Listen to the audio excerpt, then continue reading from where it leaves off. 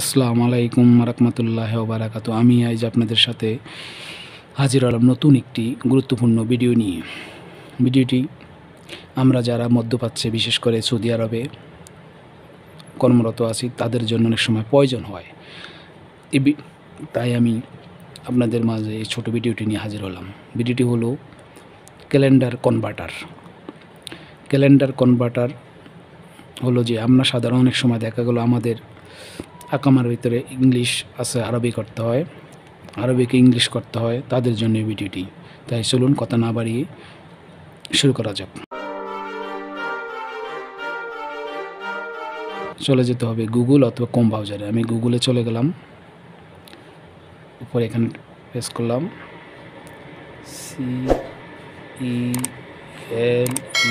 CALENDER calendar converter.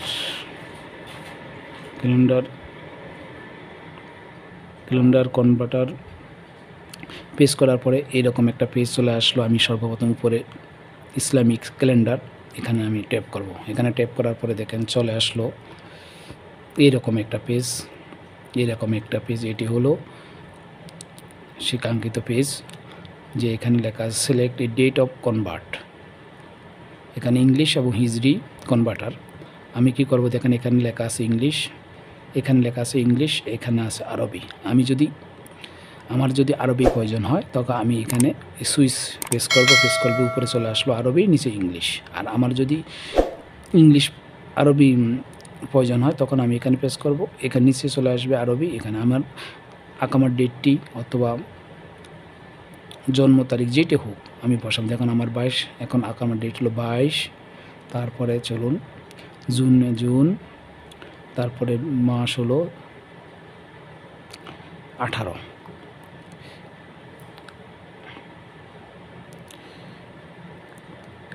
কিন্তু আমি যদি এটাকে আরবি করতে চাই তখন এই কনভার্টে ট্যাপ করব। কনভার্টার পরে চলে আসলো যে 18 জুন 2022, 22 তারিখে আরবি কত তারিখ চলে আসছে নিচে আরবি তারিখটি। কিন্তু আমার যদি মনে করি যে আমার অনেক সময় দেখা যায় আমার জন্ম তারিখটি আছে ইংলিশে, আমি আরবি করতে হবে, তাহলে আমাকে কী করতে হবে, জন্ম তারিখটি বসাতে হবে। আমি আমার জন্ম তারিখটি বসালাম, দেখেন 90। তারপরে বিষয় বসাতে হবে জানুয়ারি, তারপরে বসাতে হবে আপনার যেটা আছে পাসপোর্ট অথবা আকামা সেটা বসাবেন। বসার পরে কনভার্ট ট্যাপ করবেন। ট্যাপ করার পরে দেখুন চলে আসলো, এ হলো আমার আরবি।